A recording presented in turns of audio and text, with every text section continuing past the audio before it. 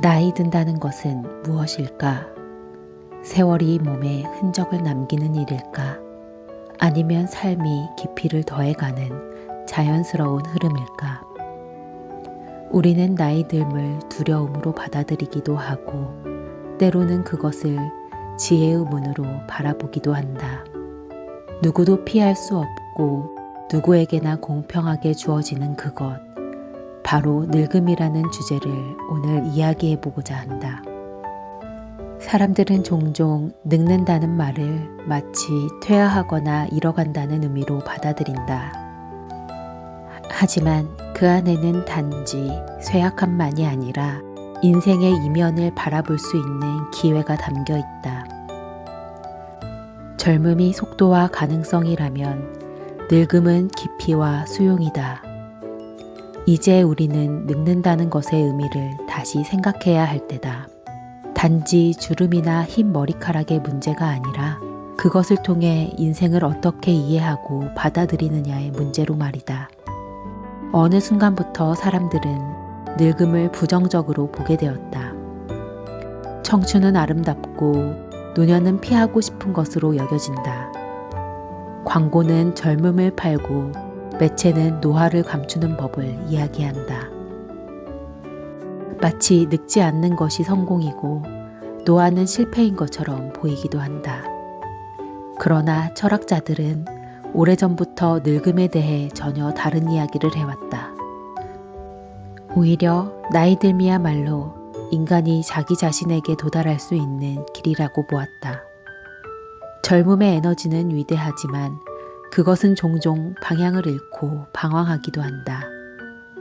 반면 노년의 사유는 속도보다 방향을 중시하며 삶의 본질에 가까이 다가선다. 아리스토텔레스는 인간의 최고 덕목은 숙고된 삶이라고 보았다. 격렬한 욕망이 잦아들고 세상의 평가가 그다지 중요하지 않아질 때 비로소 인간은 내면의 목소리에 귀를 기울일 수 있게 된다. 그것이 바로 노년의 자산이다. 노자는 이렇게 표현한다. 인생이란 되돌아가는 것이라고. 모든 것은 흘러가고 다시 돌아온다. 늙음은 끝이 아니라 자연의 한 과정이며 흐름 속에서 존재하는 조화다. 억지로 붙잡거나 거스릴 수 없는 흐름 속에서 우리는 오히려 자유로워질 수 있다. 쇼펜하우어는 젊음은 환상에 가깝고 노년은 현실에 가깝다고 보았다. 젊은 시절에는 세상이 무한한 기회의 땅처럼 보인다. 모든 것이 내 손에 들어올 수 있을 것 같고 실패조차 낭만처럼 느껴진다. 그러나 시간이 흐르면서 우리는 알게 된다. 욕망은 채워지지 않으며 삶은 예측할 수 없는 방향으로 흘러간다는 것을. 노년은 그것을 받아들이는 시기이다. 얻고자 하는 대신 내려놓을 수 있게 되는 시기이다. 물질보다 관계를, 성취보다 평화를 소중히 여기게 된다. 이는 단지 포기가 아니라 더 본질적인 것을 발견해가는 여정이다. 스토아 철학의 중심에는 이런 사상이 있다. 인간은 자신이 통제할 수 없는 것에 얽매이는 대신 자신의 판단과 선택을 다스려야 한다는 것이다. 늙어가는 몸은 어쩔 수 없지만 그 속에서 어떤 태도를 가질지는 우리 자신에게 달려있다. 몸이 아니라 마음이 나이를 결정한다는 말은 단순한 위로가 아니라 깊은 통찰이다. 시몬 드 보부아르는 노년에서 다음과 같이 언급한다. 인간은 늙으면서 주변으로부터 점점 투명한 존재가 된다. 사회는 노인을 더 이상 필요 없는 존재로 치부하기 쉽다. 그러나 진정한 문제는 사회의 시선이 아니라 자신이 자신을 어떻게 바라보는가이다.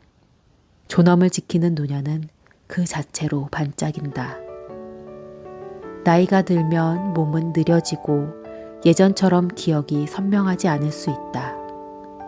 일의 속도가 줄고 하루의 리듬도 달라진다. 그러나 그것이 반드시 퇴보를 의미하는 것은 아니다. 오히려 느린 걸음 속에서 더 많은 것을 볼 수 있게 된다. 젊을 땐 보이지 않던 것들이 시간이 흐르며 또렷해진다. 한마디 말의 무게, 한 사람의 진심, 계절의 변화. 그것은 시간이 우리에게 가르쳐주는 섬세한 감각들이다. 심리학에서는 이를 심리적 통합이라 부른다. 삶의 여러 경험을 하나의 이야기로 통합하며 자아를 완성하는 과정이다. 과거의 실패, 기쁨, 상실을 모두 품고 나의 역사로 받아들이는 것, 그것이 가능한 시기가 바로 노년이다. 책은담에는 이런 구절이 있다. 인생의 깊이는 노년의 고요 속에서 비로소 드러난다. 조용한 날들 속에서 자신을 더 선명히 볼 수 있게 되는 것이다.